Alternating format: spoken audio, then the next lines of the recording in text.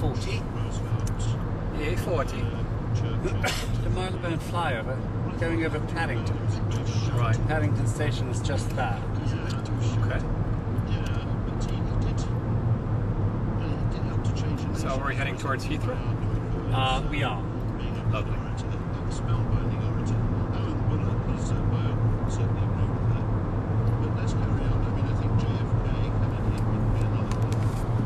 Obama is. I wonder whether Obama is as good as everybody says he is. Obama. One or two fine moments, but since he's been president, there's been perhaps a slightly monotonous delivery sometimes. He was better on the way to the presidency than after, I think, wasn't he?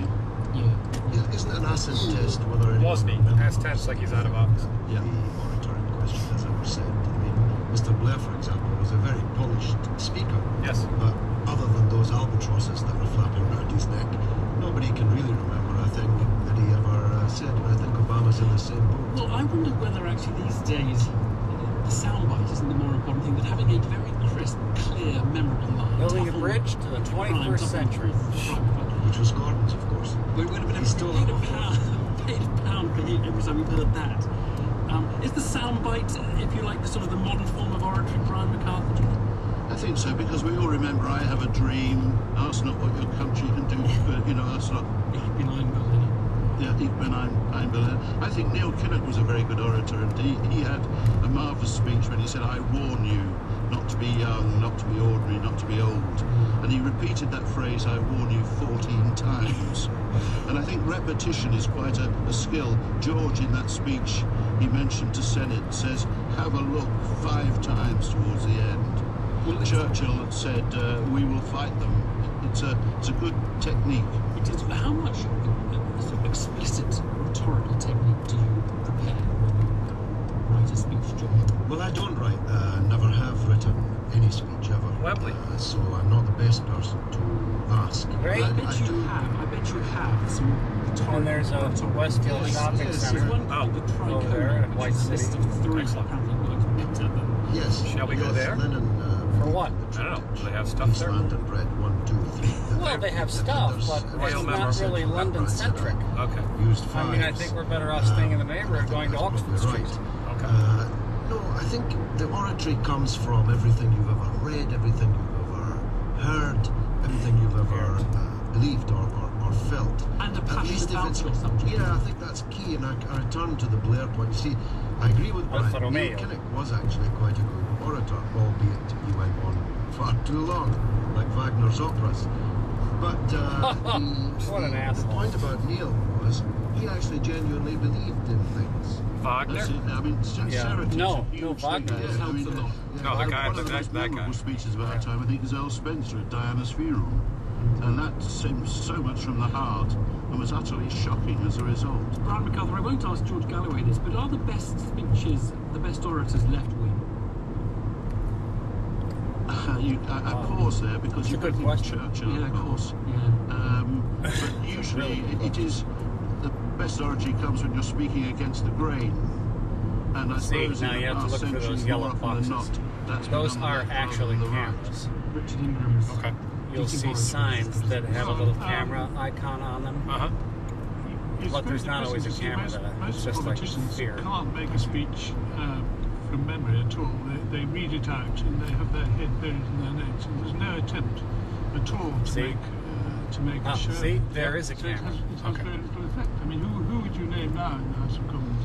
I think you'd be struggling that's in more for today's the, House of Commons. Kenneth Clark can turn in a good speech. Traffic I'd be struggling signal, to as it is for the reach for LCD. any of the Labour or Liberal Democrat names, to be honest. Cameron gives a speech without notes, though. But it's not very memorable, It's is not it? very memorable, that's the point. Ryan's right, that it's all kind of wafer thin. When I entered Parliament in 1987, there was Mr. Powell, Mr. Benn, Mr. Foote, Mr. Heseltine, Mrs. Thatcher could make a speech on her day.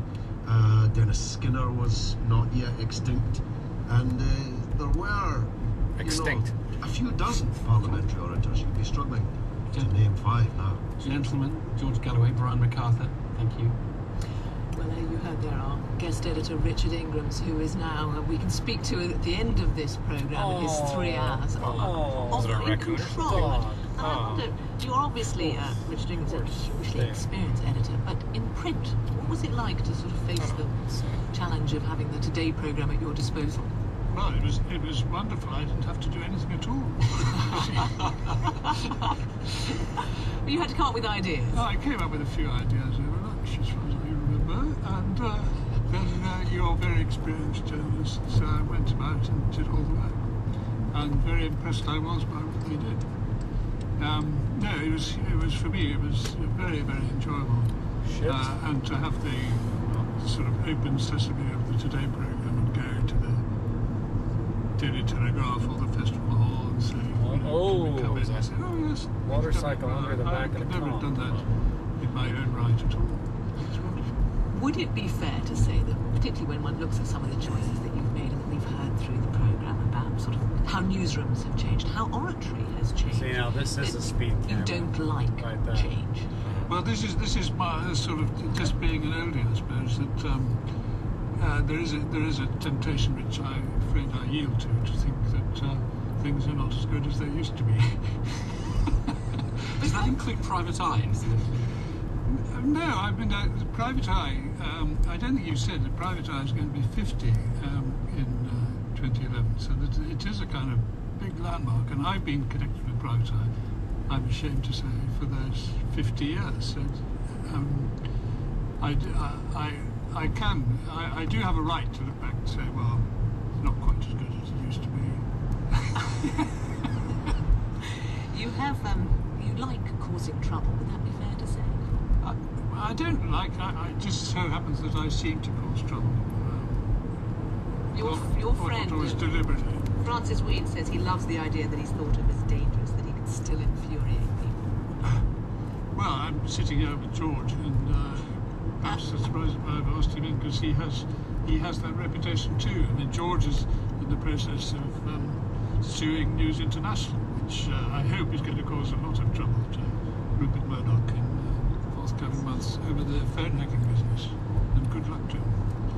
You, of course, I mean, that's the Private Eye over the years have had some serious battles to contend with in the law court. Yeah. Is it true that you were the only person who has been had a criminal? Well, I was sued for criminal libel by the late Sir James Goldsmith, who tried to shut down Private Eye, and he did get a successful application to sue me for criminal libel, which could have resulted in a prison sentence. But I was glad to see that his daughter, Jemima, has seen the light and came out as a supporter of free speech. What's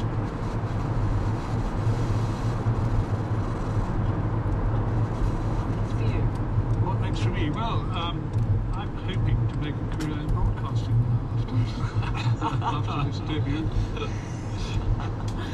And just to, your voice, actually, I mean, to hear your voice throughout the program, is a good voice for broadcast. But you particularly, a very interesting piece earlier about voices that work and don't work. Give us, what are your favourite and your least favourite? Well, I could tell falling in love with Corrie Coleman. I think that was obvious. But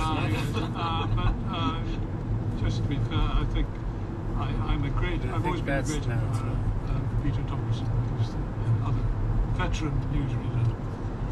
Well, Richard Ingrams, thank you very much for being our editor today. Helping out Richard were Serene Baines, Liz Rottus, Lewis James, and What Alexis is Cobb. up with the train? Good morning. Ealing Golf Club. Yeah, it is Ealing BBC Golf. News I at played 9 that. o'clock. Yeah. A man has been arrested by police on suspicion of murdering the Bristol landscape architect Jo Yates. He was detained in the street where she lived.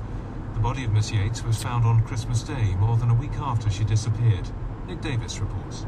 Officers made an arrest just after 7 a.m. at an address in Canning Road in the Clifton area of Bristol. The police issued a statement that said a 65-year-old man had been taken into custody on suspicion of her murder.